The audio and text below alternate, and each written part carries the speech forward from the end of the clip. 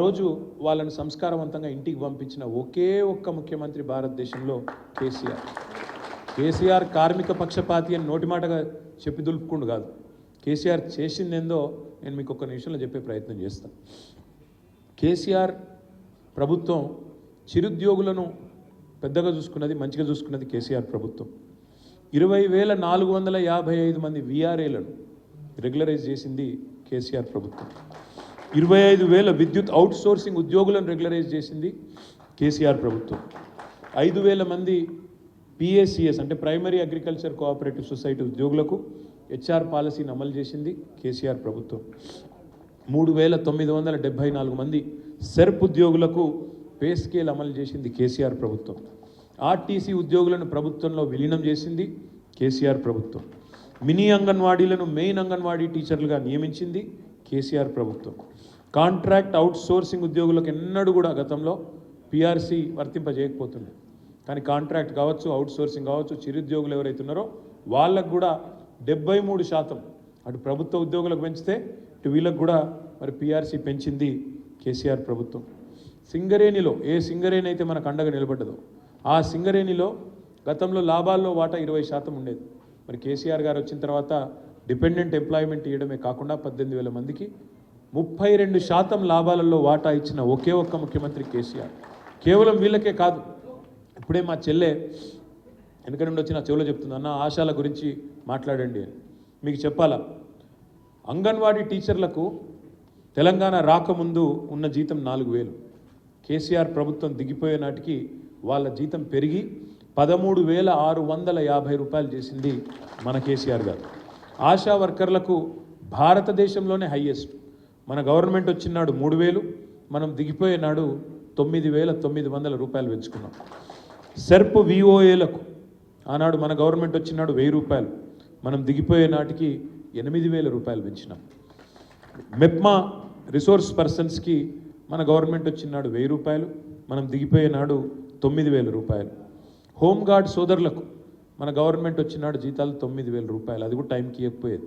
కానీ మన గవర్నమెంట్లో 9,000ను 29,000 రూపాయలు చేసింది కేసీఆర్ గారు. గ్రామ పంచాయతీ కార్మికులకు మన ప్రభుత్వం వచ్చినాడు 1,500 రూపాయలు, మన ప్రభుత్వం దిగిపోయినాడు 9,500 రూపాయలు. మధ్యాహ్న భోజన వంట కార్మికులకు మన ప్రభుత్వం వచ్చినాడు జీతం 1,000 రూపాయలు, మనం దిగిపోయే నాడు 3,000 రూపాయలు. ఎందుకు చెప్తున్నా అంటే ఒక్కరికి మాత్రమే ఎవరో ఒక్కరికి చేయలేదు. చెప్తా ఇంకా చాలా ఉంది చెప్పేది. మా జిహెచ్ఎంసీలో ఒకసారి కాదు, కేసీఆర్ గారు అడగకుండా 3 సార్లు మున్సిపల్ శానిటేషన్ వర్కర్స్కి జీతం పెంచినాడు. ఒక ముఖ్యమంత్రి బహుశా భారతదేశ చరిత్రలో మొదటిసారి సఫాయి అన్నా నీకు సలాం అన్నా అని సెల్యూట్ కొట్టిన మొట్టమొదటి ముఖ్యమంత్రి, శ్రమైక్య జీవనాన్ని, ఆ జీవన సౌందర్యాన్ని గుర్తించిన మొట్టమొదటి నాయకుడు కేసీఆర్. అదేవిధంగా మీరు ఇంకొక మాట కూడా మీకు చెప్పాలా, ఇవాళ ఇంకా చాలా చేసినాము, ఇంకా చెప్తే ఇంకా చాలా ఉంది. రవాణాలో, రవాణేతర డ్రైవర్లలో, హోంగార్డులకు, జర్నలిస్టులకు 5 లక్షల ప్రమాద బీమా తీసుకొచ్చింది కేసీఆర్ గారు. లక్షలాది మందికి దానివల్ల లాభం జరిగింది. గీత కార్మికులకు, నేత కార్మికులకు 6 లక్షల ప్రమాద బీమా. నేతన్నలకు, గీతన్నలకు 200 రూపాయలు పెన్షన్ వచ్చేది, దాన్ని పెంచి 2016 చేసుకున్నాం. సిటీలో కళ్ళు దుకాణాలకు అనుమతి లేకుండా గీత కార్మికులకు ఇక్కడ ఇబ్బంది అవుతుండే, వాళ్ళకు అవకాశం వచ్చింది. అదేవిధంగా చెట్ల పన్ను రద్దు చేసినాం. నేత కార్మికులకి రుణమాఫీ చేసుకున్నాం. నేతన్నకు బీమా చేసుకున్నాం. చేనేతకు చేయూతనిచ్చుకున్నాం. ఇంకా చాలా కార్యక్రమాలు చేసుకున్నాం. భారతదేశంలోని 16 రాష్ట్రాల్లో బీడీ కార్మికులు ఉన్నారు. 16 రాష్ట్రాల్లో ఉన్నారు, ఇంక్లూడింగ్ గుజరాత్. కానీ ఏ రాష్ట్రంలో కూడా 2,016 రూపాయల పెన్షన్ ఇచ్చే రాష్ట్రం, బీడీ కార్మికులకు పెన్షన్ ఇచ్చే రాష్ట్రం ఈ దేశంలో ఏది లేదు. ఒకే ఒక్కటి తెలంగాణ, ఒకే ఒక్క నాయకుడు కేసీఆర్. అదేవిధంగా ఇంకా చాలా ఉన్నాయి చెప్పాలంటే. ఇక మనం మీకు తెలుసు, కరెంట్ చక్కగా గీయడం వల్ల పరిశ్రమలు 3 షిఫ్ట్లో నడిచే పరిస్థితి. దానివల్ల కార్మికుడికి కడుపు నిండా భోజనం దొరికే పరిస్థితి. మనమేమో ఇట్లా పోతున్నాం, వాళ్ళేమో మోడీ గారు మరి చాలా చెప్పిండు ఆయన, రైతుల ఆదాయం డబల్ చేస్తా అన్నాడు మోడీ గారు. కానీ భారతదేశం మొత్తంలో ఏ కార్మికుడు ఆదాయం డబల్ కాలేదు, ఏ రైతు ఆదాయం డబల్ కాలేదు. కానీ ఒకే ఒక్క వ్యక్తి 609వ స్థానం నుంచి 2వ స్థానానికి మాత్రం ఎగబాకిండు, ఒకనే ఒక ఆయన. ఎవరైనా ప్రపంచ కుబేరుల జాబితాల్లో మోడీ వచ్చినాడు 609వ స్థానం అయినది. కానీ ఆయన 2వ స్థానానికి మాత్రం వచ్చిండు. ఆయన సంపద రెట్టింపు కాలేదు, ఆయన సంపద లక్షల రెట్లు పెరిగింది. ఎందుకు?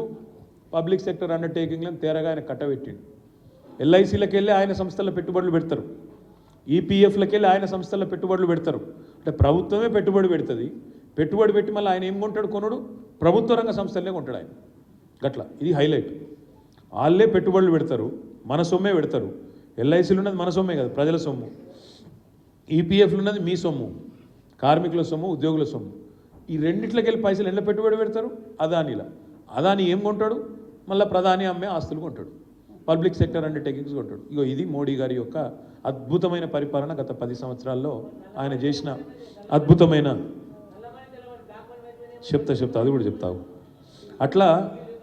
అట్లా మోడీ గారేమో అట్లా చేసిండు. బ్రహ్మాండంగా వాళ్ళ కార్పొరేట్ దోస్తుకు అద్భుతంగా 100 మెట్లు ఎక్కించిండు. ఇవాళ మీరు ఒక్క మాట మీరు ఆలోచించండి, దయచేసి మనసు పెట్టి ఆలోచించండి. 10 సంవత్సరాలు ప్రధానమంత్రిగా పనిచేసిన ఒక వ్యక్తి మళ్ళీ ఓటు అడుగుతున్నాడు. ఓటు అడుగుతున్నప్పుడు కార్మికులకు ఏం చేసినో చెప్పాలి. ఇప్పుడు నేను నిజాయితీగా చెప్పిన, మేము ఏం చేసినాం, ఎంతెంత జీతాలు పెంచినాం, ఎవరో ఎట్లా కడుపులో పెట్టుకొని చూసుకున్నామో నేను చదివి చెప్పిన మీకు. 10 ఏళ్ళు కేసీఆర్ ప్రభుత్వంలో. మోడీ గారి ప్రభుత్వం కానీ బీజేపీ నాయకుడు ఒక్కనికన్నా కానీ చెప్పే దమ్ముందా మేమేం చేసినాము? ఏం పని చేసిరాయా మీరు? రైతులకు ఏం చేసిండ్రు, కార్మికులకు ఏం చేసిండ్రు, మహిళలకు ఏం చేసిండ్రు అంటే ఒక్కడంటే ఒక్కడు చెప్పే దమ్మున్నోడు ఉన్నాడా? చెప్పు మన దమ్ముంటే రమ్మన్. ఒక్క పైసా పని ఎవరికి చేసిండ్రు? ఎవరికి చేయలేదు. చూడండి, ఏమైనా గట్టిగానో అనుకో జై శ్రీరామ్, ఇందిరాబాయ్ అంటే జై శ్రీరామ్. జై శ్రీరామ్ అంటే మరి మనం కట్టలేదా గుడి? యాదాద్రి అద్భుతంగా కట్టలే, కానీ దేవుడిని అడ్డం పెట్టుకొని రాజకీయం చేసినావా? ఆయన శ్రీరాముడు అందరివాడు, శ్రీరాముడు దేవుడు, ఆయన డెఫినెట్గా దేవుడు అందరివాడు. శ్రీరాముడు ఆయన కూడా చెప్పలేదు కదా లంగలకు దొంగలకు ఓట్లేయమని. శ్రీరాముడిని అడ్డం పెట్టుకొని రాజకీయం చేసే సన్నాసులు 10 ఏళ్ళు ప్రభుత్వాన్ని నడిపిన తర్వాత చెప్పాలి కదా, ఏం చేసినాం కార్మికులకు, ఏం చేసినాం కర్షకులకు, ఏం చేసినాం ఈ దేశంలోని యువతకు చెప్పాలి. ఈ మోడీ ప్రభుత్వం మొట్టమొదటి ప్రభుత్వం, చేనేత కార్మికుల మీద జీఎస్టీ విధించిన మొట్టమొదటి ప్రభుత్వం, బీడీ కార్మికులను సావు దెబ్బ కొట్టిన మొట్టమొదటి ప్రభుత్వం, జీఎస్టీ వేసిన మొదటి ప్రభుత్వం మోడీ ప్రభుత్వం.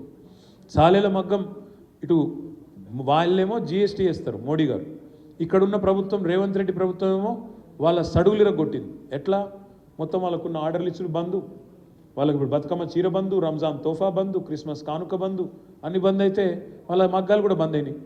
మగ్గాలు బంద్ అయ్యాలి మా సిరిసిల్లలో మళ్ళా నేత కార్మికులు, ఎందుకంటే నా క్షేత్రమే కార్మిక క్షేత్రం, సిరిసిల్ల అంటేనే కార్మిక క్షేత్రం.